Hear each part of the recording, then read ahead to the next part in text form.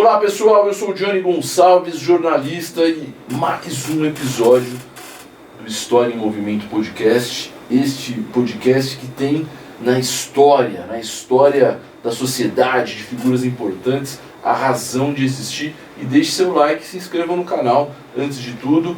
E temos o lançamento de um filme que eu não poderia deixar passar em branco, porque ele foi muito importante para a história, inclusive do Brasil, inclusive das colônias, que eram as colônias espanholas aqui na América do Sul, vários países, importante na Europa, importante para a França. Eu acho que vocês já estão adivinhando, é o Napoleão. Napoleão foi um cara que podemos dizer que antes de Napoleão e depois de Napoleão. E para explorar mais essa figura e para você chegar no filme do Napoleão, o Joaquim Fênix como protagonista, o Ridley Scott, né, diretor do Gladiador, ali como diretor, filmão, hein? Pra você chegar já sabendo alguma coisa, vão falar, aquele cara baixinho, do chapéu diferente. Eu trouxe ele, um historiador, um homem que pode ter dado aula para você ou para o seu pai em algum momento. Professor Pedro Sérgio, fala professor, tudo bem? Tudo bem, tudo ótimo. Essa história de dar aula para pai de alguém, infelizmente é verdade, viu? Já aconteceu isso daí, de eu pegar um aluno que eu dei aula para o pai dele.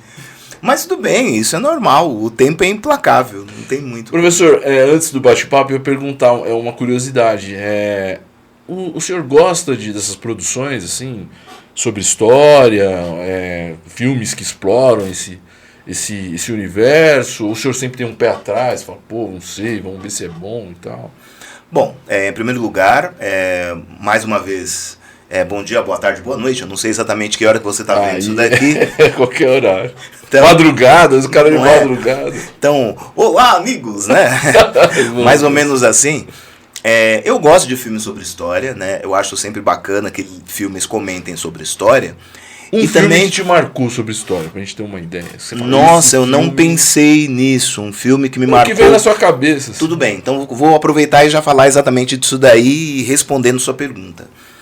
Teve um filme que eu saí chorando do cinema, que foi Olga. Eu saí chorando do cinema. Filme lindo. Né? E aí foi muito curioso quando eu comecei a conversar com os meus amigos historiadores, não é? E vários tinham críticas ao filme. Filme isso, filme aquilo, filme não sei o quê. E o que eu percebia na crítica de várias pessoas? Que eles não esperavam um filme, eles esperavam um documentário. Entendi. Assim, mas e aí acontece aquilo ali não aconteceu. Eu falo, mas é um filme. Né? O filme dá esse tipo de liberdade. O que o diretor do filme não pode agir é de má fé. Ele não pode agir de má fé. Ele não pode construir uma circunstância, uma situação que destoa totalmente daquilo que seria a realidade. Eu vou dar um exemplo. Tem um filme chamado Duas Rainhas. Um exemplo agora já. Tem um filme chamado Duas Rainhas. E no filme acontece um episódio que não é verdadeiro, que é o encontro da Mary Stuart com a Elizabeth da Inglaterra. Mary Stuart da Escócia com a Elizabeth da Inglaterra. Elas se encontram e tem ali um diálogo bastante emocionante, é uma cena importante do filme. Esse encontro aconteceu? Não. Mas qual o problema? Qual o problema? Se as duas, de alguma maneira, tinham uma rivalidade e, de certa maneira, estavam vivendo um embate, o diretor quis trazer para nós este embate corpo a corpo. Elas ali se falando. Mas isso que lá nunca aconteceu. Tudo bem, isso não muda a questão da emoção e de transmitir uma mensagem de rivalidade entre elas. Isso é uma coisa. Agora, por exemplo, quando eu pego e faço um filme no qual eu, por exemplo, estou ali tratando do nazismo e eu digo que a ideia de eliminar os judeus saiu da pessoa do Hitler, que o Hitler sozinho teve essa ideia.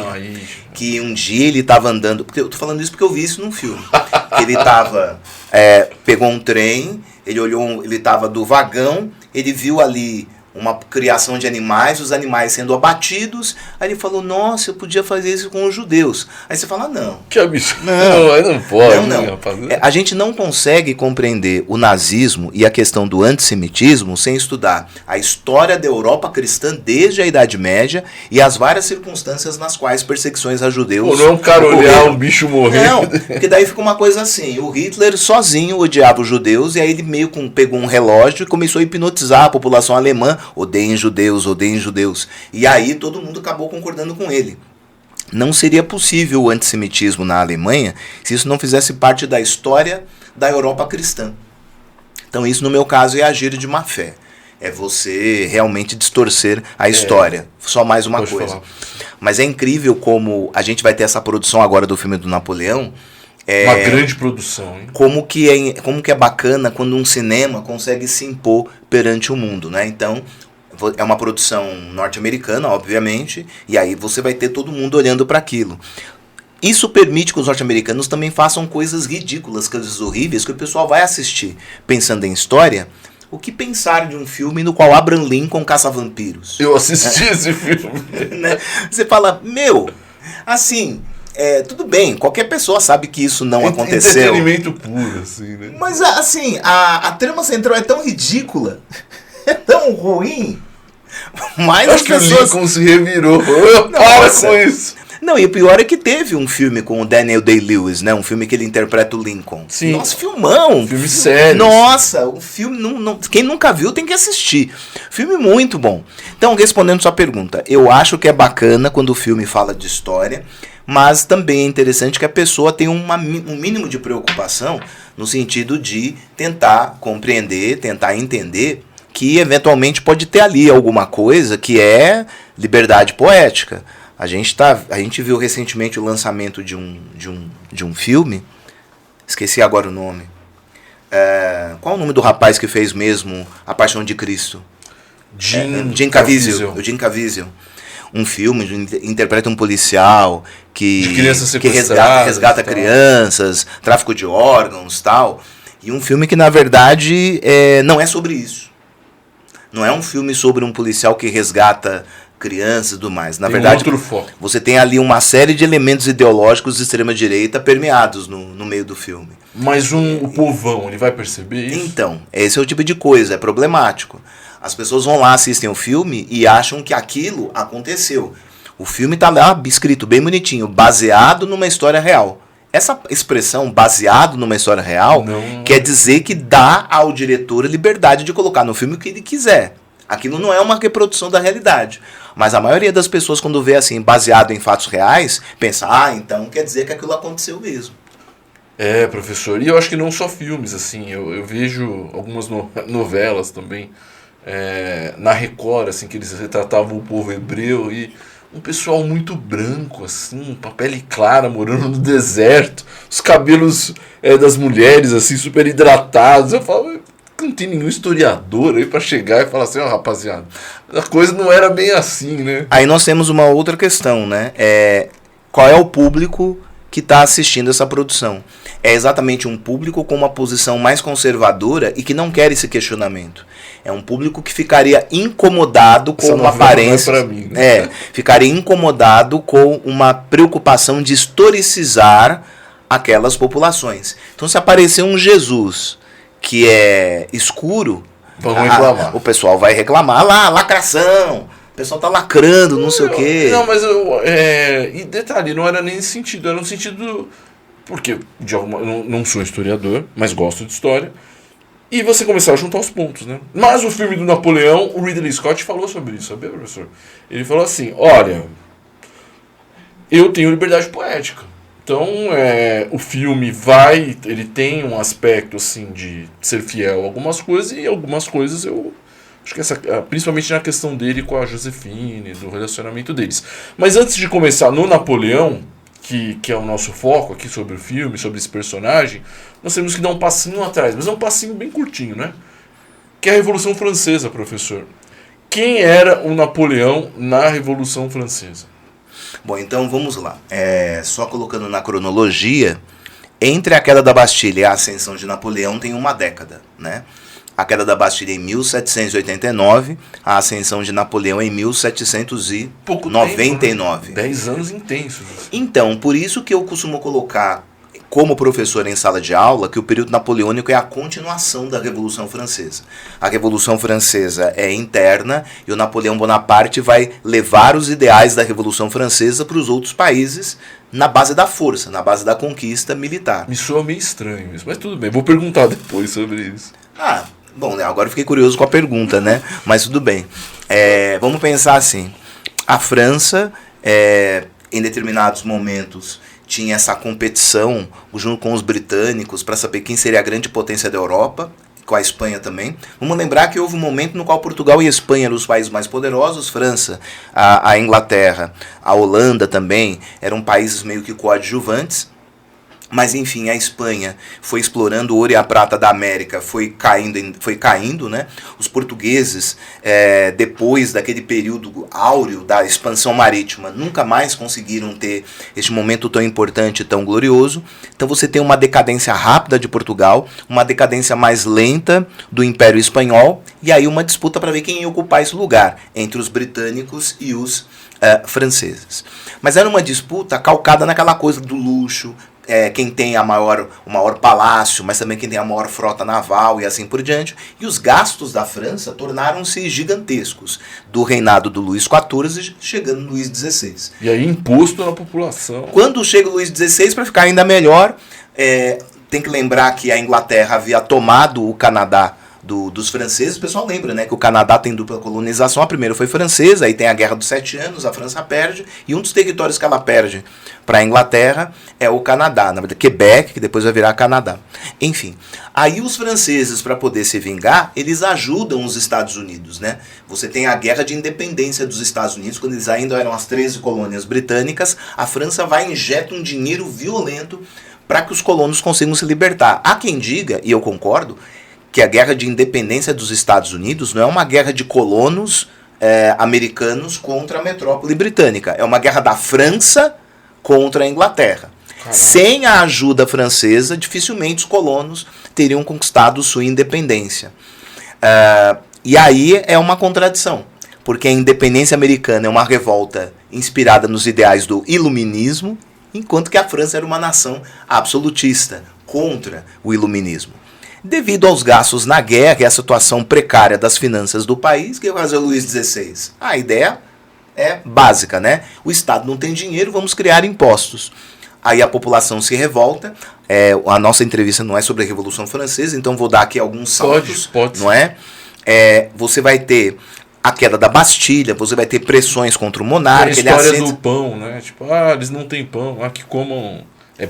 Então, brioches, né? Aparentemente isso é uma fake news. Nossa, mas é tão legal. Aparentemente isso é uma fake news.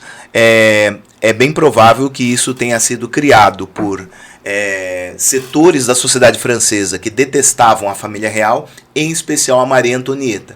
Então, para ampliar o ódio da população contra a Maria Antonieta, espalharam que ela teria dito isso. Se eu fosse francês nessa época, eu queria matar ela. A diferença das fake news do passado para hoje é que naquela época não tinha rede social, mas notícia falsa é uma das coisas mais comuns. Professor, como o senhor mencionou, eu já vi histórias sobre isso, relatos que os bailes assim na corte francesa, no Palácio de Versalhes, era um negócio assim de um luxo estratosférico, assim. E eram pessoas que às vezes usavam roupa só para aquela festa. Você encomendava um vestido e era só para aquela festa, depois você não usava mais. Perucas, assim. Era um negócio assim. E a galera passando fome na rua. Pois é, você conhece um país assim, né? Que o pessoal fica ali, bem bom, e esquece do resto da população. Não, ia dar problema, né, professor? Já é um enredo assim que você olha e fala, isso vai dar problema. Bem interessante. Agora, pensando assim, você fez a pergunta, né? Quem era o Napoleão? Napoleão, eu não sei se as pessoas já pararam para pensar, né? O sobrenome do Napoleão não é francês. Isso porque Napoleão não era francês. Como assim? Napoleão não era francês. Acho que a maioria de vocês, lembrando do mapa da Europa, vai lembrar que tem a Itália e a oeste da Itália tem duas ilhas, Córcega e Sardenha. Sardenha é da Itália. A Córcega é da França. Mesmo perto da Itália. Mesmo ali do lado da Itália, a Córcega é da França. E a Córcega foi onde o Napoleão nasceu. Por isso Bonaparte. Por isso Bonaparte. Apesar do pessoal pronunciar Bonaparte. Né? É Bonaparte. É sobrenome italiano. E Napoleão só aprendeu francês aos 10 anos. Caraca. Ele só aprendeu francês aos 10 anos. Durante boa parte da vida escolar dele, ele só estudava a língua italiana. Ele foi aprender francês, assim, já dentro do período escolar. E a vida inteira ele falou francês com sotaque italiano. A vida inteira. Ele não tinha aquele amor assim, pela França. Então, isso é uma coisa bem... Defender a camisa. Assim. Isso é uma coisa, vamos dizer assim, quando ele nasceu, a Córcega, ele nasceu no ano que a Córcega foi vendida. Isso é uma coisa muito engraçada. E o pai do Napoleão era um nacionalista corso. Então, na verdade, o pai dele era contra entregar o território para a França. Mas, enfim, o território foi entregue. Ele tinha tudo para ser contra a França, então. Mas aí o Napoleão foi fazer academia militar. Entendi. Aliás, é engraçado porque na academia militar a disciplina que ele mais gostava era matemática. E houve um momento que o sonho dele foi ser matemático. Mas, enfim, ele curtiu o ambiente militar, acabou avançando no ambiente militar.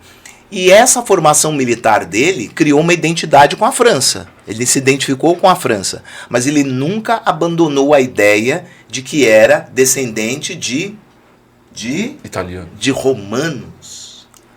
Ele se via como um descendente dos romanos. Império Romano. E a ideia do Napoleão desde cedo de que você devia ter um império na Europa comandado por alguém que recuperasse os ideais romanos. Essa era uma pergunta que eu ia fazer. Se o fato do Napoleão querer conquistar a Europa foi à luz das circunstâncias, de tudo isso que o senhor falou, em relação à Inglaterra, bloqueio continental, se existia um grupo em volta dele que falava, ó, Napoleão, ou a gente invade lá os caras, ou eles vão querer invadir a França, ou se era algo dele, entendeu? Acho que tem um pouco de tudo. Mas sem dúvida alguma, dá para dizer que Napoleão tinha sim uma questão pessoal, que ele se via como um comandante militar que tinha uma missão importante. Tipo mas Júlio César. A coisa da circunstância é muito complexa. E se o Napoleão tivesse nascido um século antes? A gente não ia estar falando dele. Porque ele estaria vivendo na época que a monarquia francesa estava no auge. A questão é que há um ambiente social, político e econômico que permite a ascensão de Napoleão. Vamos voltar para a Revolução Francesa. O Luís XVI, o pessoal se lembra, é decapitado. Após a decapitação de Luís XVI, porque ele tentou fugir do país e apoiar uma invasão externa para acabar com a Revolução, após a execução de Luís XVI, as monarquias europeias olham para a França pensando, como assim vocês mataram um rei? Vocês têm ideia de espalhar isso pelo continente? Temos que nos organizar para poder impedir que a França espalhe isso pelo continente. Formaram-se então as coalizões com o objetivo de atacar a França. E nessa época é que Napoleão já é um oficial do exército, ele participa de várias campanhas militares contra os adversários, em especial a Áustria, né, o Império Austríaco. Então, Napoleão, por conta das campanhas militares dos países que queriam invadir a França, ele começa a se tornar popular na França. O nome do Napoleão vai se tornando conhecido como alguém que defende o país. Então, em 1799, ali você já tinha o governo do Diretório. Os jacobinos já tinham fracassado, Robespierre já tinha sido decapitado também. Aí você tem aquele governo do Diretório, que tenta tirar aquelas várias conquistas do período dos jacobinos, e havia na burguesia francesa um temor de que todas as conquistas até aquele momento fossem perdidas. Você que está me assistindo, por favor, responda a essa pergunta. Quando a elite econômica está com medo da instabilidade, a elite econômica pede ajuda de quem? Dos militares. Sempre assim. A elite econômica está com medo. Militares, por favor, nos salvem. Isso não é uma coisa do Brasil. Isso é uma coisa do planeta. Então nos Estados Unidos nunca houve risco de golpe, porque a elite econômica nunca se sentiu ameaçada. É isso. Como a elite econômica nunca se sentiu ameaçada nos Estados Unidos, nunca houve necessidade de um golpe militar. No caso francês, houve um golpe, que aconteceu no dia 18 do mês brumário. Porque uma das loucuras que o pessoal cometeu na Revolução foi mudar até o calendário. Então todos os meses tiveram seus nomes modificados para características climáticas do ano. Mês ventoso, mês nevoso, mês chuvoso, né? Era assim, o calendário era... Brumária das brumas. Brumário então seria a época da névoa, onde você tinha muita névoa, as brumas, por isso o mês brumário. Então no dia 18 do mês brumário, Napoleão Bonaparte dá um golpe de Estado. Formou-se ali um conselho, o chamado consulado, com 3 cônsules, mas gradualmente Napoleão foi dando alguns decretos, centralizando ainda mais o poder. Na prática ele virou um ditador. A gente vai contar o resto da história daqui a pouco. 2 dúvidas importantes. A primeira, Napoleão sendo um militar da França, ele não estaria ao lado da monarquia, contra a Revolução? Como que ele mudou... vou falar um termo assim, ele mudou de time, né? Porque eu imagino que o exército era o exército do rei e da rainha. Segunda coisa, a Revolução Francesa, e essa pergunta eu já fiz há muito tempo e é uma dúvida que ficou. Ela é uma revolução burguesa, que questionava o absolutismo, certo? E Napoleão, e logo depois disso, e eles conseguem ali, os reis vão morrer e tal, os burgueses conseguem chegar ao poder, mas aí vira um império. Eu falei, pô, mas se você questionava o absolutismo do rei, e hoje você está entregando na mão de um cara que vai ser o imperador, mudou o quê, cara? Quer dizer que toda essa luta, liberdade, igualdade, fraternidade, parece que na minha mente seria mais lógico assim, agora nós vamos ter um regime, sei lá, um primeiro-ministro, um senado, e não, Napoleão chega e fala, agora eu sou o que manda aqui. Pô, mas a gente voltou o que era antes, e depois outra coisa sobre a expansão. Então vamos lá, quando tem a aula de iluminismo, lá no capítulo do livro, eles começam a destacar os principais pensadores, Montesquieu, Rousseau, a enciclopédia. E o pessoal vai lembrar que tem um camarada lá que é o Voltaire.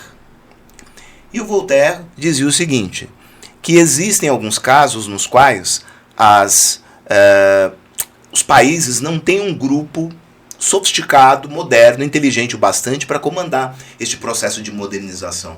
Este processo de modernização, então, poderia ser conduzido por um monarca que abraçasse os ideais iluministas. É aquilo que a gente vai chamar de despotismo esclarecido. O governante que é autoritário, mas ele usa dessa autoridade para viabilizar a modernização do país. Então... O Napoleão era esse cara? Então podemos dizer que Napoleão Bonaparte, do ponto de vista iluminista, era um déspota esclarecido. Ele queria isso mesmo? Então, porque o que me passa é que Napoleão queria o poder. Ele queria ir lá e botar para quebrar, entendeu? São várias coisas. Por exemplo, se algum dia te perguntarem por que as bandeiras dos países europeus são parecidas umas com as outras? Porque a culpa é do Napoleão. Napoleão, quando invadia um país, obrigava aquele país a adotar uma bandeira parecida com a da França. Que isso simbolizaria a bandeira da Itália é parecida com a da França. A bandeira da Itália... A bandeira do Império, a bandeira dos prussianos, dos austríacos e tudo mais, são bandeiras parecidas com a da França. Curiosamente, a bandeira da Inglaterra não. Ou seja, isso quer dizer que Napoleão nunca conseguiu derrotar a Inglaterra. Por isso que a bandeira britânica... Até por uma questão geográfica também, né, professor? A Inglaterra sempre foi protegida por ser uma ilha. Mas tem uma outra bandeira que também não se parece com a da França. A de Portugal. A da Espanha também não, né, professor? A da Espanha parece. Ela tem as 3 letras, é amarelo e 2 vermelhas. Mas ela lembra o desenho. A de Portugal não. São só 2 bandas, uma vermelha e uma verde. E o brasão no meio. Não tem 3, né? Por que os portugueses têm uma bandeira que não se parece com a da França? O pessoal lembra. Porque quando Napoleão Bonaparte resolveu atacar Portugal, a família real fugiu do Brasil. Então isso, na verdade, acaba explicando que os portugueses não fizeram parte do Império Napoleônico. Não? Não. Portugal nunca fez parte do Império Napoleônico. O Napoleão Bonaparte escreveu no livro de memórias dele, referindo-se a Dom João, que foi o único rei que me enganou. Fazer uma correção, o Dom João não era rei, ele era príncipe, a rainha era Dona Maria I, mas ela estava impossibilitada de governar por questões intelectuais, né? O pessoal tem aquele apelido não muito elegante, Maria Louca. Então, Dona Maria I não tinha condição de governar, aí o Dom João, como príncipe regente, comandou a fuga da família real. Mas nesse meio tempo, porque o bloqueio continental contra os britânicos é 1806, a fuga da família real é 1807, e eles chegam ao Brasil em 1808. Eles saem de Portugal no fim de 1807, chegam ao Brasil no começo de 1808. Professor, eu não lembro, o exército português perde para Napoleão, certo? O que vai acontecer é o seguinte, as tropas de Napoleão vão atacar Portugal, os portugueses vão resistir com a ajuda dos britânicos, os franceses chegam até Lisboa, mas quando eles chegam, a capital já não tem nem a nobreza nem a família real. E essa é uma coisa interessante. Não é que a família real fugiu, a nobreza portuguesa fugiu. Todo mundo foi embora. O plano original era para fugir a família real, mais os funcionários do palácio. Isso ia dar umas 500 pessoas. Mas fugiram mais de 10 mil pessoas. Caraca. Fugiram, então, a família real e a nobreza inteira. Todos para o Brasil? Todos para o Brasil. Uma parte para a Bahia, uma parte para o Rio de Janeiro. Ninguém foi para o lugar original, que era Belém, porque Belém foi reformada, replanejada, para receber a sede do governo português. Mas isso 30 anos antes, na época do período pombalino ainda. Então a ideia de mudar a capital para o Brasil é bem anterior ao Napoleão. Já era um projeto antigo do governo português de transferir a sede para o Brasil. Mas não foi adiante por uma série de questões. Aí quando as tropas francesas ameaçaram invadir, falaram, olha gente, lembra que tinha aquele projeto de ir para o Brasil? Ah, é agora.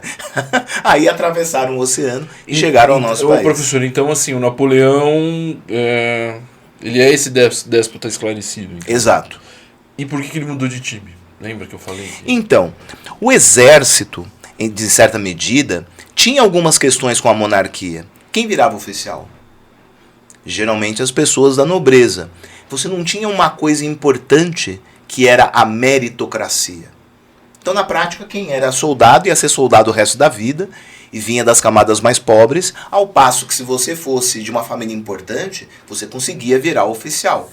O Napoleão é esse caso. Ele é de uma família de nobres da Córcega e ele consegue entrar para a academia militar, se torna oficial. Mas com o passar do tempo ele vai transmitindo essa imagem de que era importante estabelecer o mérito para ingressar nas Forças Armadas. Então muitos oficiais e muitos praças, né, sargentos e tudo mais, eles começaram a olhar para Napoleão pensando, será que ele é o cara que vai mudar a maneira das Forças Armadas se organizarem? E mais do que isso, Napoleão Bonaparte, será que é aquele fulano que dá uma ordem e fica no acampamento? Ou ele é aquele que conduz a tropa no campo de batalha? E o Napoleão era a segunda opção. O Napoleão participava das campanhas. Ele se feria junto com os seus soldados. Ele tinha vários ferimentos de batalha. Isso não era comum? Não era. O general ficava olhando? Não era. Por isso que os outros oficiais gostavam de reparar em Napoleão uma coisa que, curiosamente, é o que a gente dá importância hoje. O fato de que Napoleão era mais baixo do que eles. Mas aí tem que levar em consideração que esses oficiais, eles vinham das famílias de nobres franceses. E o Napoleão vinha de lá da ilha da Córcega. Então, no caso, a estatura de Napoleão era o único jeito do pessoal poder brincar com ele. Eu só queria fazer uma solicitação a quem está assistindo a este vídeo. Não chame mais o Napoleão de baixinho. Ele tinha a minha altura. Qual é a sua altura, então? 1,70. Não é um baixinho. Assim. Mas os oficiais tinham 1,80, 1,85. Então os camaradas, o Napoleão é baixinho. O pessoal imagina que ele tinha 1,55. O chapéu é verdade, professor? Agora falando, eu não tinha inserido, ele tinha 1,68, né, para ser mais preciso. Tudo bem. É que o normal era usar o chapéu para frente, mas ele usava para o lado para que ele pudesse ser visto durante as batalhas. Eu já ouvi falar sobre isso. Então, eu nunca li algo histórico que confirmasse isso. Aquele tipo de coisa que falam pra gente, mas eu nunca li um livro acadêmico falando sobre isso daí. Então é o tipo de coisa que eu não consigo dizer nem que sim, nem que não. Não vou negar, porque pode ser verdade, por questão de eu não ter lido. E pode não ser porque alguém vai lá e pesquisa. É igual a história dele colocar a mão por dentro do casaco. Tem meio uma convenção de que ele tinha úlcera e ele sentia dor, por isso ele colocava a mão por dentro do casaco. Por outro lado, essas crises não aconteciam o tempo todo. Então não consigo imaginar ele sendo pintado e o tempo todo ali com uma crise de úlcera com a mão por dentro do casaco. Isso para mim também é um pouco difícil de acreditar. Entendi. Então vamos lá, professor. Napoleão, déspota esclarecido. A burguesia francesa gostava do Napoleão. Exato. E a partir desse momento, meio que aquilo que eu falei, que o Napoleão tinha essa coisa de Roma e o medo de ser invadido por outros países, principalmente a Áustria, a Inglaterra também devia dar aquela olhada meio, a França e tal. Tem uma questão econômica também, porque você mencionou que o bloqueio continental, que é aquela questão dos outros países não comercializarem com a Inglaterra e comercializarem com a França. Por uma proibição francesa. Ninguém podia comercializar com os britânicos. Eu queria que o senhor falasse um pouco sobre isso, porque de alguma forma não, né? Isso ajudou muito a França economicamente, então. Né? Não. Não? Mas a ideia era essa, não era? A ideia era sufocar a Inglaterra. A ideia era fazer com que os britânicos, de alguma maneira, se submetessem ao poderio napoleônico. Mas os ingleses fizeram o quê? Ajudaram a família real portuguesa a fugir para o Brasil. E aí aqueles produtos que eles não conseguiam vender na Europa, eles começaram a vender para o Brasil. Por isso que você começa a ter o mercado brasileiro inundado de produtos britânicos. Mesmo produtos que as pessoas não tinham ideia do que era. Por exemplo, eu não sei quantos de vocês estão assistindo, pessoal, hoje a gente chama de cinta, né? Mas no passado o pessoal chamava de espartilho, né? Que era aquela peça de roupa que você colocava para prender a barriga. E muitos oficiais usavam para parecer mais magro e não assim, ficar elegante diante dos soldados. Imagina, assim. Mickey, o cara ali naquela guerra sem respirar. Assim. Cara, você não sabe, as mulheres que usavam espartilho, eles eram feitos de bambu. Então, eventualmente, ele era tão apertado, que as moças, no meio de uma festa, começavam a sentir falta de ar. A moça estava lá dançando, não conseguia respirar direito, caía dura, de tão apertado que o espartilho estava. Outros partiam, né? Quebrava o bambu e perfurava. Né? Perfurava a pessoa. A pessoa morria sangrando. A pessoa estava lá dançando, de repente quebrava o troço, entrava, a pessoa morria. Mas hoje as pessoas morrem fazendo lipo, então dá pra entender. A vaidade é um negócio meio complicado. Mas então imagina, tinha gente no Brasil que comprava espartilho sem saber o que era. Não sabia que era uma peça de roupa. O continental não deve ter tido algum prejuízo, mas não foi um prejuízo. Assim, não o prejuízo que eles imaginaram que a Inglaterra fosse ter. A Inglaterra falou, tá bom, a Europa não compra, a América do Sul compra. Exato. Mas não era assim uma coisa, por exemplo, você não vai comprar da Inglaterra, você vai comprar de mim. É isso, da França? Mas o problema é, a França tinha a indústria dos britânicos? A França tinha indústria dos britânicos? Não. Não. Ela não tinha. Então não adianta você proibir alguém de fazer alguma coisa se você não tem como suprir depois. E como é que os países europeus fizeram nessa época, professor? Mas assim, para sobreviver? Porque não tinha o que a Inglaterra produzia. A França também não tinha para suprir. E aí, eles ficaram meio travados? É o tipo de coisa que explica o enfraquecimento gradual do Napoleão, né? Porque o Napoleão ele vai dominar a Europa bem por 10 anos. O bloqueio continental é de 1806. 6 anos depois, o Napoleão já estava em crise. Então é o tipo de coisa que vai afetar a condição do Napoleão de liderar a Europa. Mas o Napoleão, professor, ele não se ateve só à Europa, porque tem batalhas no Egito também. Então, mas o Egito era uma região de influência britânica. Então a razão dele dele lutar no Egito era para tentar tomar a influência britânica. É isso que eu ia perguntar. Por que até o Egito? Tinha essa questão britânica no Egito e ele consegue isso? Então, na verdade, a grande conquista do Napoleão no Egito foi a Pedra de Roseta, né? Aquela pedra que ajudou a decifrar os hieróglifos. Até aquele momento ninguém sabia ler hieróglifos. Aí encontrou lá, o Champollion fez parte da campanha do Napoleão, encontrou uma pedra que na parte de cima estava em hieróglifos e na parte de baixo estava em grego. Então foi a partir do grego que se traduziram os hieróglifos. Essa é a grande conquista do Napoleão. Fora isso... E o Napoleão também teria dito essa frase, né? Contemplem o poder de grandes civilizações quando eles veem as pirâmides e tal. Mas aí chega uma hora que os soldados estão meio entediados, né? Eles não têm o que fazer. Essa é uma coisa muito interessante quando a gente estuda sobre as guerras. Quem fala muito isso é um outro professor de história, o Júlio Faria. Eu trabalho com ele. Aí ele comenta isso, que tão importante quanto a guerra é a não guerra. O que os soldados fazem quando a batalha não está acontecendo. A gente geralmente estuda o que os soldados fizeram nas batalhas. Mas na maior parte do tempo das guerras, os soldados não estão em batalha. O que se faz neste momento? E os soldados estavam entediados. Aí o Napoleão fala, tudo bem, vamos praticar tiro ao alvo. É por isso que a esfinge do Tutmos tem o nariz quebrado. Quem será? Os soldados franceses começaram a disparar contra as esfinges para treinar tiro ao alvo. Cara, quem será que foi o soldado que para o nariz da esfinge? Não é? Daria um filme ótimo isso. Pô, o cara tá lá assim, pá, tirou. Não, Cara, a esfinge é um negócio assim de quantos anos, professor? Do Império Egípcio até... Então, essa é uma coisa bacana de se falar.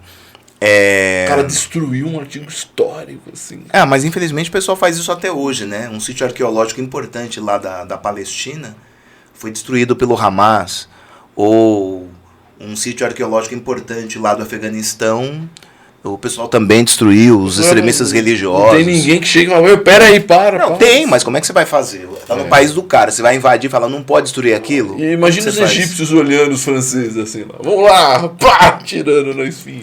O que eu ia comentar é o seguinte, o período de tempo histórico entre nós e a Cleópatra é menor do que a Cleópatra e as pirâmides e as esfinges. Cara, então é muito mais antigo. Elas são muito antigas. A Cleópatra também não viu a construção das pirâmides. Ela nasceu, já estava lá. Já estava lá há milhares de anos. Caraca. Já estava lá há muito tempo. Dava um podcast, hein? Eu quero fazer um sobre o Império Egípcio, tá? Vai ser bem legal também. Vamos lá. E os franceses destruíram o nariz da esfinge. Lamentável, eu fico triste. A questão que a gente está se atendo aqui só a Europa... O que eles não destruíram, eles levaram para o Museu do Louvre. Outra coisa, hein? Na Inglaterra também tem muita coisa, muito, né? Muito. Quer conhecer o mundo do Oriente? Visite o Museu Britânico. Lá, né? Tem muita coisa da África também, né? Muito. É uma das cenas bacanas do primeiro Pantera Negra. O Killmonger falando, não, eu vou pegar isso daqui e levar de volta. Seria interessante, ele falou, o pessoal devolver. Mas vamos lá, nós estamos aqui na Europa, chegamos no Egito, mas eu quero falar da América do Sul. Porque a figura do Napoleão ela é central na independência de Argentina, Chile, Paraguai, Equador, enfim, desses países da colônia espanhola e também da independência do Brasil, né?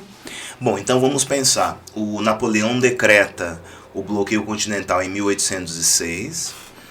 Em 1807, ele resolve atacar Portugal por desobedecer o bloqueio continental, que na verdade o nome era Acordo de Berlim, né? A gente chama de bloqueio continental, mas o nome era esse, né? Acordo de Berlim de 1806. Mas bloqueio continental é mais legal, assim. Bloqueio continental. O que é mais legal? Operação Overlord ou Dia D?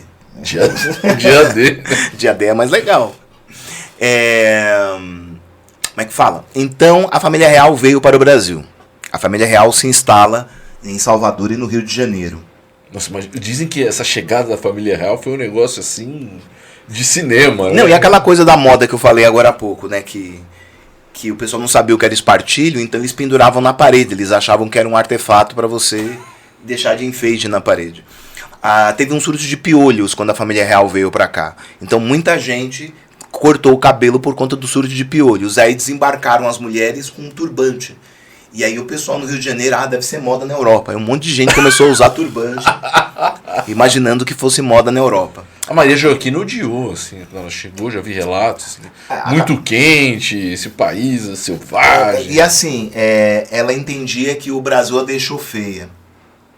Porque você tinha aquela questão hormonal, e que fazia com que desenvolvesse o buço, né? As mulheres de origem ibérica têm essa tendência de desenvolver o buço. Que é o bigode. Né? E no caso ela achava que vir para o Brasil a deixou feia. Que coisa, hein? Então ela odiava o Brasil. Por isso que aquela cena realmente aconteceu.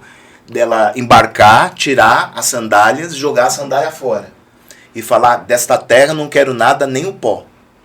Rapaz. Não quero nada dessa terra, nem o pó. Ela embarca no navio para voltar, ela tira as sandálias e joga fora. Mas, colocando assim, a família real estando instalada no Brasil, não havia nenhuma necessidade de você se separar de Portugal. Não havia necessidade de você criar um processo de independência em relação a Portugal. Aí você até vira Reino Unido em 1815. Mas já não era uma emancipação? Não era uma emancipação. É aquilo que muitos historiadores chamam de inversão. Portugal era a sede, Brasil era a colônia. Com a vinda da família real, o Brasil vira a sede. Então não é bem uma emancipação. É uma ideia de Reino Unido mesmo. Só que os portugueses não gostaram nem um pouco dessa brincadeira. Que diabo é isso de um império português onde a sede não é em Portugal? Os caras iam ficar do louco. Né? Eles devem ter ficado bem bravos, e com toda a razão. Mas vamos pensar nos nossos vizinhos de língua espanhola. Napoleão invade a Espanha, tira o rei Fernando, e coloca no lugar o irmão dele, Napoleão. Ele coloca José Bonaparte para ser o rei da Espanha. A população espanhola vai se organizar para expulsar os franceses. É o que os espanhóis chamam de Guerra Peninsular. Guerra Peninsular é quando a população espanhola se organiza para expulsar os franceses. Mas a questão é que enquanto a Espanha está no embate para poder expulsar os franceses, as colônias da Espanha começam a se organizar para se separar da Espanha, para aproveitar o momento no qual a Espanha não teria capacidade, está enfraquecida, está desmobilizada, aproveitam para fazer as independências. Então os vizinhos do Brasil conquistam a independência antes do Brasil por conta dessa singularidade. Você vai ter Argentina, Paraguai, o Uruguai até conquista a independência, mas depois o Dom João vai promover a anexação, vira um território brasileiro. A famosa província Cisplatina. Então, Chile, aí você vai ter o José de San Martín promovendo a independência da Argentina, o Bernardo O'Higgins promovendo a independência do Chile, e o Simão Bolívar, a grande figura que promove a independência da Venezuela, da Colômbia, do Equador, do Peru, da Bolívia. Quem foi do Chile, professor? Bernardo O'Higgins. O sobrenome é irlandês, porque a mãe dele era irlandesa, mas ele era nascido no Chile. Aí você vai ter uma coisa interessante, que na prática, quando a família real vem para o Brasil conhece uma liberdade econômica antes dos vizinhos de língua espanhola. Mas o Brasil só vai se separar de verdade de Portugal 14 anos depois. A família real chega em 1808, a independência é em 1822. Mas quando em 1822 o Brasil proclama a independência, todos os nossos vizinhos já tinham proclamado. Todos já tinham proclamado a independência. E não tinha um rei. E adotaram repúblicas.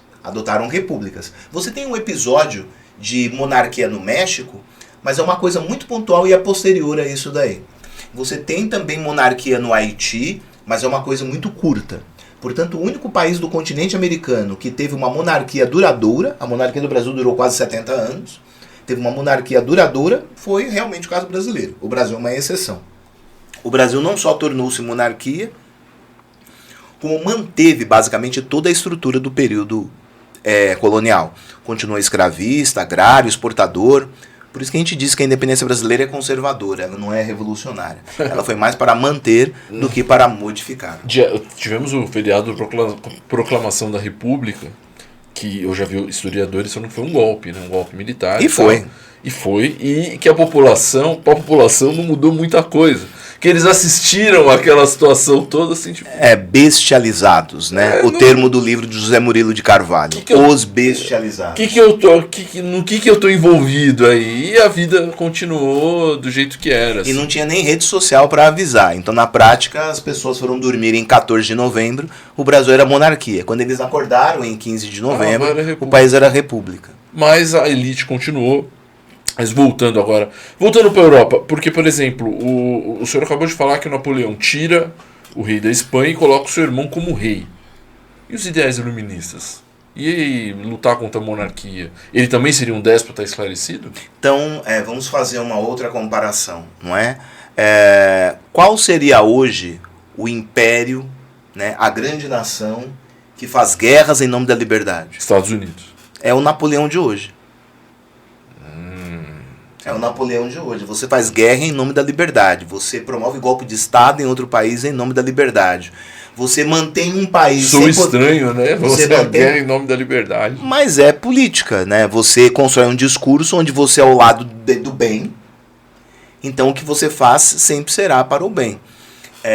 A diferença é com quem são os seus adversários. Então, o Napoleão Bonaparte promoveu um embargo econômico contra os britânicos. Os norte-americanos já promoveram vários embargos, né? Contra Cuba, contra a Venezuela. Não que eu esteja defendendo Cuba ou Venezuela, mas aí no caso, eu não sei exatamente até que ponto vale a pena você querer derrubar um regime punindo a população. Se você impede que os cubanos façam comércio, quem está sendo punido é a população cubana. Sim. E a população cubana, na verdade, é a pessoa comum, quem você diz que quer libertar. Se eu promovo o embargo econômico contra a Venezuela, quem sofre é o povo venezuelano. Então eu não sei exatamente qual é a grande vantagem desse tipo de política, mas enfim. Que é o que o Napoleão fez também nessa Na época. prática, era um líder de ideais iluministas e que utilizava a guerra em nome da liberdade. O discurso dele não soa estranho, apesar de ter sido há 200 anos. Não. 200 anos historicamente é muito perto. É pouco tempo. O professor, o Napoleão era casado, ele casou com a Josefina e era uma mulher de um apetite, de uma ambição, de querer estar ali ao lado dele e tal, mas que ela não teve um filho do Napoleão. Isso foi um grande problema, assim, porque ele não teria alguém para seguir com o seu legado, é isso? Então, é complicado a gente falar da questão... Ela tinha 2 filhos, já de outro casamento e tal. É complicado a gente falar dessa questão do legado de Napoleão. Se ele tinha essa expectativa de que filhos iriam conduzir a França ao mesmo processo e tudo mais. A gente não tem muita coisa escrita a respeito disso. A gente tem muito Napoleão falando dele, a gente tem muito Napoleão falando de outras lideranças políticas, mas pouco ele pensando assim, né? Como será depois de mim? Entendi. Até porque o Napoleão morreu jovem, né? Ele morreu antes dos 60 anos. Rapaz. E ele casa de novo, né? Eu acho que é uma coisa normal naquele momento. A Igreja Católica não deve ter gostado muito, mas algo que fazia sentido naquele momento. Aliás, é interessante falar dessas brigas dele com a Igreja Católica. A próxima pergunta era sobre isso. Vamos lembrar que o Napoleão ele foi protagonista de uma cena inusitada, não é? Desde o Carlos Magno, então esse é ano 800 do calendário, né? Desde o Carlos Magno, todos os reis da França foram coroados pelo Papa. Todos os reis da França. O Napoleão chama o Papa, Pio VII. Ele chama o Papa. O Papa está imaginando o quê? Vou lá coroar outro rei da França. O Papa está presente na cerimônia, Napoleão manda trazer a coroa, e ele pega a coroa e coloca na cabeça dele. Vamos tentar imaginar o seguinte: se Napoleão tivesse se autocoroado sem a presença do Papa, muitas pessoas poderiam questionar a legitimidade deste ato. Mas o Papa estava lá. Né? O Papa estando presente, então a coroação dele foi aceita por todos. E aí a gente vai entender o quê? Que Napoleão quis dar uma demonstração de poder de que ele foi o primeiro monarca francês que não precisou do Papa para coroá-lo. Os embates entre Napoleão e Papa vão continuar existindo a ponto de Napoleão sequestrar o Papa. Ele não era católico, Napoleão? Sim, mas... Enfim. Porque assim, eu tô perguntando isso porque me parece, vamos supor que ele fosse protestante e falasse assim, não, eu não quero, eu não estou... Mas não teria chegado ao trono. Não teria Os chegado franceses ao trono. não iam coroar um protestante. Entendi. No sentido assim de ir num confronto com a Igreja Católica mesmo, entendeu? Mas aí você tem aquele discurso iluminista de que a igreja não pode tolher a capacidade da sociedade de se organizar a partir da ciência e tudo mais. Napoleão se considerava um camarada da ciência. Eu disse agora há pouco que ele teve vontade de ser professor de matemática. Mas uma coisa que pouca gente lembra, e isso é algo muito curioso quando a gente fala, é que você não tinha um sistema educacional na França.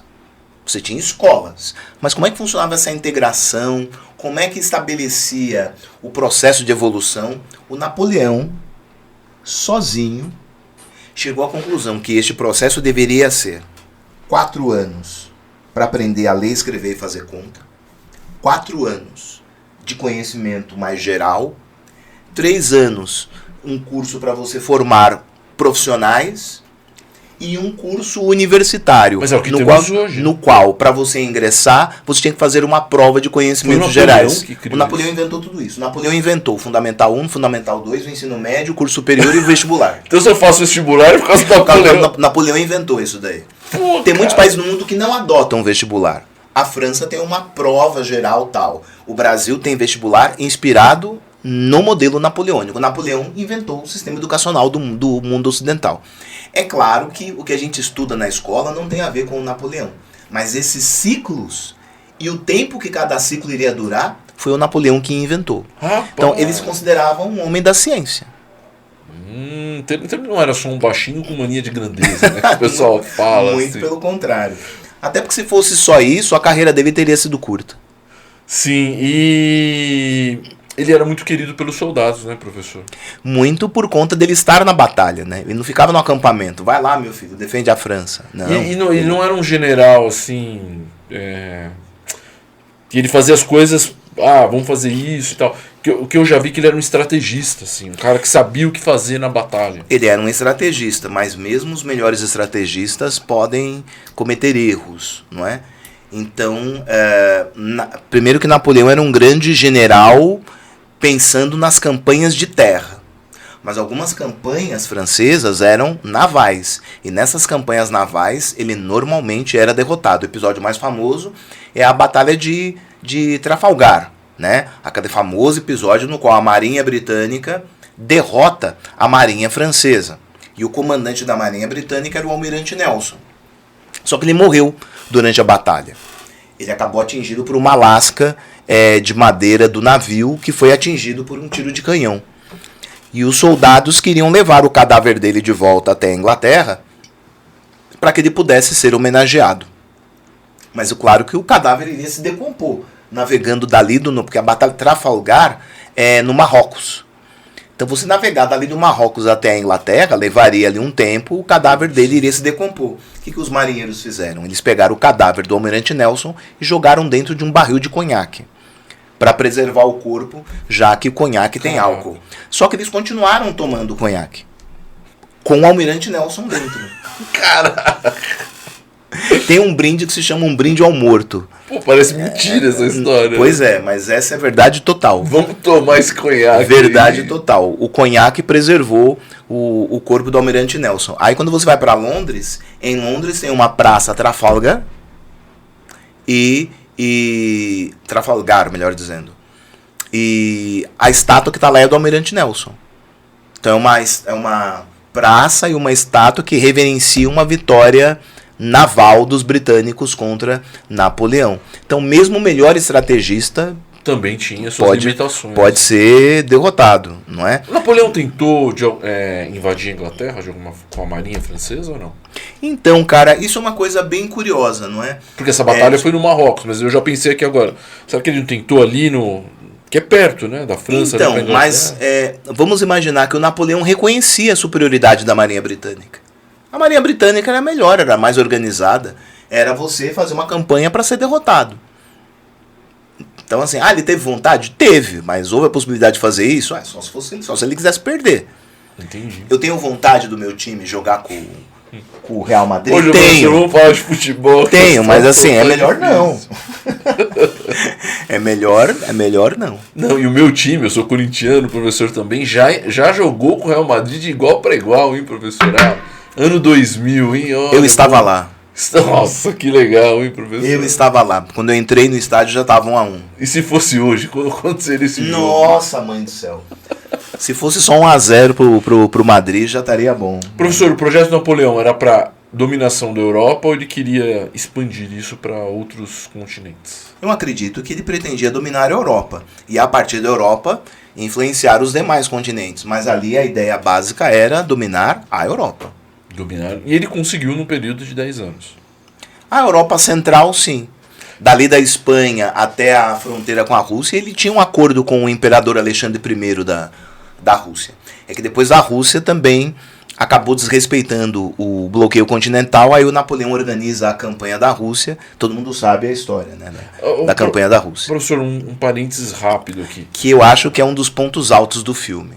Quando a gente assiste o trailer, a impressão que eu tenho é que o momento importante do filme é a campanha da Rússia. Que a segunda esposa dele era irmã da Leopoldina, né? Que foi esposa que eu não lembro o nome dela agora, foi esposa do Dom Pedro I, austríaca. Então vamos lá. Qual era a dinastia, a família mais importante da Europa? Os Habsburgos, né? Os Habsburgos tinham sede na Áustria. E os Habsburgos tinham muito essa coisa de fazer casamentos para selar acordos, para estabelecer vínculos. Essa ideia... Não tinha nada de paixão, de amor. Não. Vai casar e acabou. Essa ideia ela ficou muito forte até o início do século XX, né? a chamada época vitoriana, a própria rainha Vitória intermediava vários desses casamentos. É o que explica, por exemplo, por que você tem aquela foto famosa onde tem o Alexandre da... Oh, meu Deus do céu. Não. Você tem o Nicolau da Rússia, o Jorge da Inglaterra e o Francisco da Prússia. E todos têm a mesma cara. Eles eram primos. Eles eram primos. Então essa coisa de você utilizar o casamento como instrumento de aliança política era muito comum. Dom Pedro I, quando Leopoldina morre, por ele casava com a Marquesa de Santos. Ele gostava. Mas ele teve que casar com a Maria Amélia para manter o acordo com os Habsburgos. Leopoldina era Habsburgo, ele teve que casar com outra Habsburgo. Entendi. E o Napoleão também entrou nesse acordo para... Era o normal. As coisas têm limites. Imagina o Napoleão, não, vou casar por amor aqui e o resto que se dane. Só se você não quiser ter vínculos, não quiser ter com quem negociar e esse tipo de coisa. Entendi. E a Áustria estava dominada também. Então, o Napoleão destruiu um dos principais impérios que o mundo conheceu, que foi o Sacro Império. O Sacro Império nasceu na coroação lá do Carlos Magno, o Sacro Império Romano Germânico. Nasceu lá na coroação do Carlos Magno e se estende até o período napoleônico. Quando Napoleão destrói o Sacro Império, o objetivo era meio que dar um recado para toda a Europa que você tinha um novo Império Romano. O Império Romano do Ocidente acaba no século V. Mas a ideia de que deveria haver um Império Romano que fosse influência em toda a Europa continuou existindo.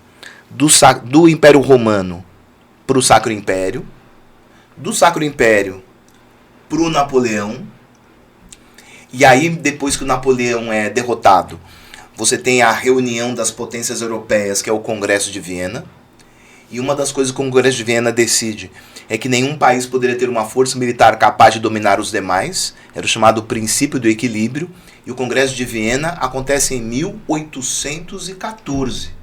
100 anos. 100 anos depois, o que você vai ter? A Primeira Guerra, que é quando esse princípio do equilíbrio não tem mais. É de novo os europeus brigando para saber qual vai ser o país que vai influenciar a Europa. Aí você tem a Alemanha pleiteando esse espaço, ela perde a guerra em 18. Aí é meio que a Alemanha falando, não, peraí, eu ainda quero ser a potência europeia. Ela é derrotada de novo. Então isso é a Primeira e Segunda Guerra Mundial. E essa destruição na Europa abriu o caminho para que um outro país se estabelecesse como esse Império Cristão Ocidental. Então só atravessou o oceano e foi para os Estados Unidos. Então essa ideia do Império, ela vem passando. Ela vem passando. E é porque dá muito trabalho. Eu tenho muitas coisas para fazer. A idade também não ajuda muito. Tá jovem ainda. Mas eu tenho muita vontade de escrever um livro sobre isso. Os Impérios Romanos. Os vários impérios ocidentais que existiram na história nos últimos 500, 600 anos. Tenho muita vontade de escrever um livro sobre isso. E agora ficaria até mais interessante, já que esse Império Romano, de novo, está sendo desafiado pelos impérios do Oriente. Pelo Império Persa, que é o Irã, pelo Império Russo e pelo Império Chinês. Cenas dos próximos capítulos, hein? E eu quero assistir o filme do Napoleão também, e não é uma pub isso, hein? Porque eles não estão pagando nada, mas gostaria até, né, que eles mandassem aqui um patrocínio, mas porque a gente gosta muito de história. Então, professor, como o senhor falou, que viu ali no trailer e tal, como é que foi essa campanha do Napoleão para a Rússia? Foi um erro, assim? Ou ele não tinha ideia do que ele viria lá, que o inverno ia ser tão terrível, assim? São várias coisas. Primeiro, por que eu invado o território do meu adversário? Eu invado porque eu tenho a expectativa de utilizar os recursos que ele poderia utilizar para ele em meu benefício. Então, se eu invado o território do meu adversário, ele vai ter menos acesso à comida, menos acesso à água potável, a alojamento, a proteínas, porque eu ocupei este território. Mas aí os russos vão adotar aquela tática, todo mundo aprendeu isso daí na escola, não sabia fazer esse barulho assim. Tudo bem. Todo mundo aprendeu isso na escola, que é a terra arrasada. O russo recua, mas ele destrói tudo. Ele destrói a plantação, ele mata os animais, ele envenena os rios. O que acaba acontecendo é que... Fora o frio, né? Quando você vai... Mas não tinha um frio ainda. Não. Quando você vai avançando, você vai ter que levar comida. Porque você não tem como pegar do lugar que você invadiu, você vai ter que levar água. Então, a capacidade logística para você manter a sua tropa abastecida vai diminuindo. Mas Napoleão interpretou aquilo como um ato de covardia dos russos, ele foi avançando, chegou até Moscou. Uma armadilha, então. E ficou imaginando que o czar iria aparecer para assinar uma rendição. Os generais do Napoleão estão avisando, melhor a gente não ir. A gente está errando, não é por aí. Mas o Napoleão tinha muita certeza do que estava fazendo. E geograficamente é uma distância, né? É uma distância longe, boa. Assim. É uma distância boa. Não vou lembrar aqui agora, mas é uma distância de milhares de quilômetros. Ele levou não só soldados franceses, porque como ele tinha influência em vários países da Europa, tinha soldado belga, soldado austríaco, holandês, tudo mais participando. Ele levou 600 mil soldados, ele voltou com menos de 200 mil. Nossa, chega uma hora que a comida começa a acabar, aí o frio... Aí sim. O frio, na verdade, é o último momento. É quando o frio chega, e aí é uma tropa que está mal alimentada, não está abastecida, não tem água potável, está fraca. E onde estavam os russos? Escondidos aonde? Então, boa parte dos ataques dos russos não foram só de soldados. A própria população civil começou a atacar. E aí os soldados não tinham muito para onde correr. Então não foi só o exército russo que atacou Napoleão. A população russa participou efetivamente desses ataques. Olha só, os russos são difíceis, né? E os alemães souberam disso também na Segunda Guerra, né? Então, mas aí é um pouco diferente, porque no caso da Alemanha, a ocupação em solo russo, ela durou 2 anos. E eles quase chegaram em Moscou. Então não é assim só... Foi o inverno. O inverno não durou 2 anos. Né? O inverno de 2 anos. O inverno durou 2 anos. Você tem ali um negócio muito complicado que é a Batalha de Stalingrado. E que a população, de novo, russa foi fundamental na derrota, na vitória, melhor dizendo, sobre os alemães.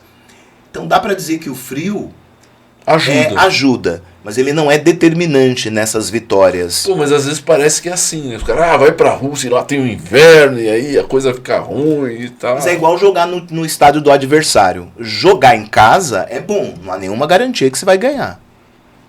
Mas é melhor jogar em casa. É verdade. E aí é o começo já, professor, da linha? Estamos caminhando para o final do bate-papo, passa muito rápido, né? Do bate-papo que da derrota ou da crise do Napoleão? O Napoleão vai ser exilado uma vez numa ilha chamada Elba. Mas depois dessa campanha da Rússia já. Isso, ele é deposto da condição de imperador francês. Por quem? Aí você vai ter uma parte da nobreza, uma parte dos próprios militares e setores da burguesia. Mas por causa desse erro da Rússia, da campanha? Não, a questão era você criar uma circunstância na qual a França voltaria a ser atacada pelos vizinhos. Então, como os vizinhos olhavam o Napoleão como uma ameaça, o que a França faz? A França destitui o Napoleão e o coloca num cargo subalterno. É um exílio porque, na verdade, o Napoleão ganhou o direito de governar uma ilha. Mas, olha, aquela ilha lá você vai governar. Pô, imagina pro Napoleão que estava com a Europa inteira agora. Assim, mas assim, uma ilhota. Então, na prática, era um exílio. E aí começa o Congresso de Viena. Começa aquela reunião entre as potências vencedoras. Só que o Napoleão consegue convencer parte do exército porque ele devia voltar. Aí ele volta. O rei Luís XVIII, que era irmão de Luís XVI, foge. Napoleão ainda vai governar por mais 3 meses. O chamado governo dos 100 dias. Aí ele faz a campanha de Waterloo. É derrotado. Que é a Inglaterra... Waterloo é na Bélgica. Mas era um acampamento britânico. Então, no caso, Napoleão, ele perde na Bélgica, mas para os ingleses. Aí ele é exilado pela 2ª vez. Só que dessa 2ª vez é exílio mesmo. Ele é mandado para uma ilha no litoral da África. E assim, quase não tinha comunicação. Mas, professor, me corrija se eu estiver errado. Napoleão exercia esse domínio na Europa Central. Por que a França estava com medo desses países invadirem? Porque já tinha acontecido na Revolução Francesa. Não, sim, mas eles já não exerciam um domínio ali? Tipo, a gente já dominou aqui. Então, mas você não pode dominar para sempre, não é? Em algum momento você pode ter insatisfação. Mas o exército francês era bom, pô. Mas o exército francês, o exército do Napoleão não era um exército francês, era um exército multinacional. Era um exército formado por tropas de todos os caras desses países. Chega uma hora que você talvez não consiga governar todo mundo. E a coisa cresceu de um jeito que ia ficar meio difícil de administrar. Fazendo uma comparação, é meio que a ONU, né? A ONU é uma instituição supranacional que deve zelar pelos caminhos que o mundo vai cumprir. A ONU tá... já faz um tempo que os países ignoram o que a ONU determina. Ignoram. Tá ficando ridículo isso, né? Então, ridículo, mas é uma coisa que eu também tenho muito medo, né? Porque é ruim com a ONU, mas sem ela... Mas a ONU tá parecendo a rainha da Inglaterra, sabe? Assim, existe, mas não apita nada. Assim. Mas é o que o senhor falou, né? Enfim, isso é um papo para outro podcast. A ONU também é um tema para programa. É um tema para programa. E aí o Napoleão exilado, sem o exército, sem o domínio da Europa, num palácio frio. Um palácio frio, ele vai... ele sai da sua vida, ok? Mas ele muda praticamente o desenho do mapa do mundo, né, professor? Porque ele mudou a história da Europa. E da América do Sul também. Ele mudou a história da Europa. Vamos pensar que a América do Sul na época era uma extensão do território europeu. Entendi. Aí, no caso, eles acabam conquistando suas independências. Porque o mapa da Europa mudou muito com as coisas, com as conquistas do Napoleão, né? Mas eu, por exemplo, acho complicado quando o pessoal compara o Napoleão com o Hitler. Porque o Napoleão Bonaparte, com todos os problemas, ele deixou um legado muito importante que muitos países usam até hoje. Essa coisa da educação, eu não imaginava. Ele deixou várias coisas importantes como legado. Então, acho que é uma comparação infeliz. Uma comparação equivocada. O Napoleão Bonaparte, sem dúvida alguma, tem quem não goste dele, mas também tem fãs. Mas você convive bem com as duas pessoas. Quando você encontra alguém que é fã do Hitler, você fica preocupado. E tem uns caras aí, professor, que... Eu queria que fossem alguns, mas são vários. São vários ali que você nem espera e o cara é fã do Hitler, né? E então é isso. Se você vai assistir o filme do Napoleão, assiste antes do podcast. Pra você já chegar no filme e falar, pô, mas... acho que isso não era bem assim, isso aí foi o diretor. Olha, o professor falou dessa batalha e tal. E eu acho que esse filme está muito bem feito, professor. Assim, pelo o trailer, pouco que eu vi. O trailer é bem encantador. E você vê o Joaquin Phoenix interpretando qualquer coisa. Ele é muito bom ator, né? Ele é realmente um dos grandes atores do nosso tempo. Quando ele fez o Gladiador como Cômodo, eu já achei ele um baita de um ator. A minha mãe era fanzaça dele. É. A minha mãe era fanzaça. Ela assistiu o Gladiador não sabe quantas vezes, porque ela gostava de vê-lo na condição de vilão. Ela curtia o personagem do Joaquin Phoenix como vilão. Muito mais do que o Maximus, né? O Russell Crowe. E, só um parênteses rápido, o Ridley Scott fala que o Cômodo para ele era um personagem mais empático. Porque às vezes ele não era só um vilão que é mau, eu vou derrotar. Um cara rejeitado pelo pai, que seria imperador e recebeu uma notícia que não ia ser mais o imperador e admirava esse pai. Então a cabeça dele é uma cabeça totalmente bagunçada, assim. Meio que ele também, entre aspas, né, era uma vítima de tudo que estava acontecendo.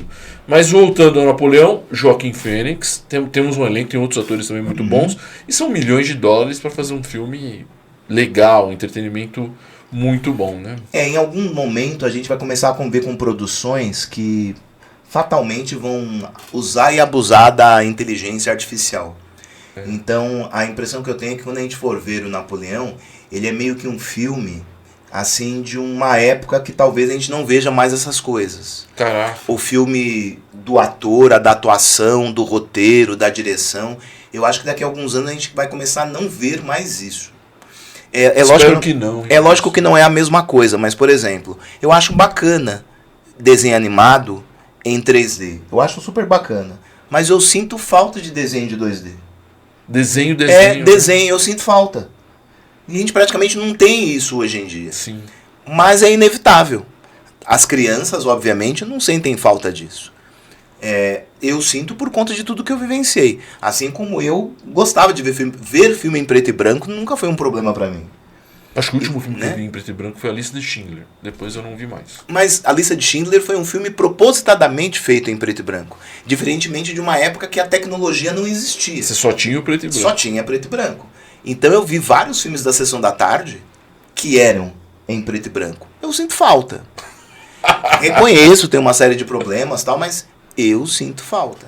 Então eu imagino que esse tipo de cinema, desse da Napoleão, nós não teremos mais em algum momento. Entendi. Professor, para fechar, nós falamos da Europa, falamos da América do Sul, tem o Congresso de Viena e as grandes potências discutem ali um equilíbrio entre aspas, mas eu acredito que dentro desses 100 anos todo mundo também estava se armando e tal, até também por um medo de surgir um novo Napoleão, de um novo império querer se sobrepor sobre os outros países? A questão é que o mapa... Você tinha o Império Austro-Húngaro também, que era gigantesco. Então, o Império Austro-Húngaro ele vai se formar na segunda metade do século. O Império Austríaco tinha ao sul o Império Otomano.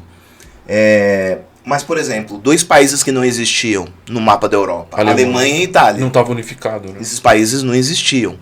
O fato da Alemanha se unificar na segunda metade do século XIX reorganiza de novo toda a geopolítica europeia. Bagunça tudo aquilo que tinha sido combinado no Congresso de Viena. E tem um outro detalhe que eu me lembro assim, vagamente lá no cursinho, nas aulas de história, que é o neocolonialismo. A partir do momento que a América do Sul, já as nações, diante de tudo que aconteceu com Napoleão, elas se tornam independentes, a África e a Ásia se tornam os fornecedores de matéria-prima, e a Alemanha, ao se unificar e de maneira tardia, ela chega depois na África, e que isso também é um dos pontos da Primeira Guerra Mundial, porque a Alemanha também queria a sua fatia no bolo. Isso tem tudo a ver com Napoleão também, né? Ou seja, aquele império ocidental que o Napoleão foi durante algum tempo, a Alemanha desejou ser. A Alemanha tentou ocupar esse lugar. Só um último detalhe que eu acabei esquecendo e fui muito injusto. Esse sonho do Napoleão de querer ser imperador romano se concretizou, por exemplo, na ideia de que os imperadores romanos construíam arcos do triunfo para poder desfilar quando voltavam das campanhas militares. Então Napoleão ordenou a construção de um arco do triunfo. Só que ele só ficou pronto quando Napoleão já estava morto. É o de Paris. O de Paris, o Arco do Triunfo de Paris, o Napoleão mandou erguer. Mais uma do Napoleão, hein? E aí é divertido, né? Divertido. Porque ele passou pelo Arco do Triunfo sobre uma carruagem. Então, os militares fizeram uma celebração na qual colocaram o caixão do Napoleão e passaram pelo Arco do Triunfo. A ideia era poder desfilar vivo. Mas pode dizer que ele nunca desfilou, então ele passou pelo Arco do Triunfo morto. Professor, o alemão, ele tem, ou a maioria dos alemães, eles têm uma vergonha, assim, eles lembram da história exatamente para não repetir em relação ao Hitler. O francês, ele tem um orgulho do Napoleão? Com certeza. O francês olha o período napoleônico como um período importante da sua história de consolidação da França como potência europeia. Não tem nenhuma vergonha. Antes do Napoleão, a França era... Antes do Napoleão, a França disputava este espaço. Com o Napoleão, a França tornou-se a grande potência. A grande potência. E a Inglaterra também estava ali, né, sempre. Os britânicos é importante lembrar que eles eram iluministas também. Então, do ponto de vista ideológico, não havia divergência entre o Reino Unido e a França. Havia mesmo era uma disputa de espaço. Uma disputa de espaço que durante algum tempo a França até parecia que ia levar a melhor. Mas enfim, a gente está aqui no futuro e já sabe as consequências. Professor, muito obrigado, hein, professor, de verdade, mais uma vez. E está chegando o final do ano e eu quero agradecer muito o senhor, porque o podcast existe e a gente discutiu várias coisas aqui. E a razão desse podcast existir é para dar espaço para professores. O senhor veio aqui, pôde contribuir com o seu conhecimento, com o seu tempo também. De verdade, professor, muito obrigado mesmo. E na verdade eu agradeço o convite. Eu espero de verdade, de alguma maneira, ter ajudado a quem assistiu e ajudar na sua audiência. Tomara que dê certo, a gente precisa de mais programas assim. O professor Pedro Sérgio tem que ter um canal no YouTube, hein? Mas eu não sei, hein, professor. Professor, indicação de livro, que eu vi que o senhor trouxe um livro aqui do Napoleão, sobre o assunto. Eu trouxe esse livro que é da minha época da graduação. Eu, na verdade, não conferi se esse livro ainda está sendo publicado. Então, na minha época de graduação, eu li esse livro aqui. Não é? É para quê, famoso? Napoleão 1812, é da campanha da Rússia. É um livro que basicamente... É só sobre a campanha da Rússia? É basicamente sobre a campanha da Rússia. Então faz um histórico do Napoleão. Aí não fala que é só o inverno, né? E o autor, né, o autor, ele foi para lá. Caraca! Ele foi para lá, tirou foto, uma série de coisas. Então, do Rio Berezina. É uma prática assim da história que o cara vai exatamente até o lugar, não é só ficar consultando o livro, legal, perguntando para alguém. Então acho que vale a pena para quem gosta de uma história narrativa. Mas dá para achar esse livro assim? Se você procurar num estante virtual da vida, né, que tem muita gente que coloca lá os livros que são já saíram, não são mais publicados, você consegue encontrar, né? Nigel Nicholson. Bacana. E que eu acho bem legal, eu assim, porque eu gosto de história, eu acredito que o senhor também, eu lembro que você falava isso muito no cursinho, que a história é uma coisa que está acontecendo tudo ao mesmo tempo, e as coisas são interligadas, e você vê como Revolução Francesa, Napoleão, Primeira Guerra, emancipação dos países da América do Sul, tudo isso, neocolonialismo, acontece dentro dessa dinâmica. Assim, e a história é sempre uma seleção, e essa seleção só será feita no futuro. Então houve uma época na qual a gente selecionava saber a história da família real. Você vai contar, vamos contar a história da Inglaterra. Então, Henrique VIII, então Mary Tudor, então Elizabeth. Fala, você está contando a história da Inglaterra ou da família real? O que as pessoas comuns estavam fazendo? Esse tipo de preocupação só apareceu no século XX. Só no século XX que o pessoal começou a estudar a pessoa comum, a mulher comum, o que eles faziam no seu dia a dia. O que eles comiam? O que eles comiam, como era a relação entre eles. O que era o lazer para esse cara? No futuro, o que será selecionado para estudar? Não sabemos. Então, história é sempre uma seleção. E vai ter assunto, hein, professor? Muito assunto. Bom e ruim. Rapidinho, professor. O senhor tem medo da Terceira Guerra Mundial? Tá todo mundo falando isso no YouTube, hein? Eu não tenho medo, mas eu acho que ela é inevitável. Sério? Inevitável, assim, vai? Só não sei se ela vai ser mundial, mas haverá alguma guerra. Não sei se em 10, 20, 30 anos. Muitas potências se armando. Eu imagino que vão ser situações assim. Essa mudança do império, talvez. Mas eu imagino que serão situações assim. Guerra na Ucrânia. Que na verdade não é uma guerra na Ucrânia, mas não é da Ucrânia. Se a Ucrânia tivesse que resistir à Rússia, a guerra teria acabado em um mês. Sim. A guerra não acabou ainda porque os norte-americanos e os europeus ocidentais ajudam. Então eu imagino que nós teremos mais situações dessas. Lugares onde haverá conflitos e as grandes potências se envolvendo.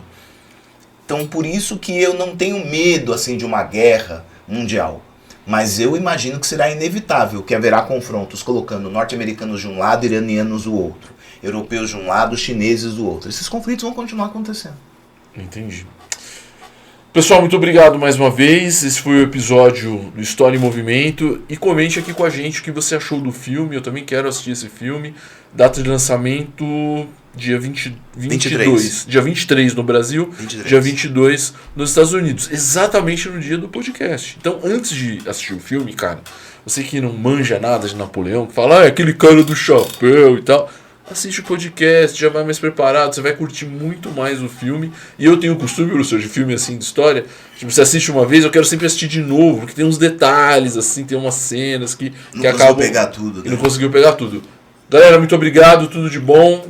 É isso aí, paz e amor no coração. Valeu. Tchau, gente, um abraço.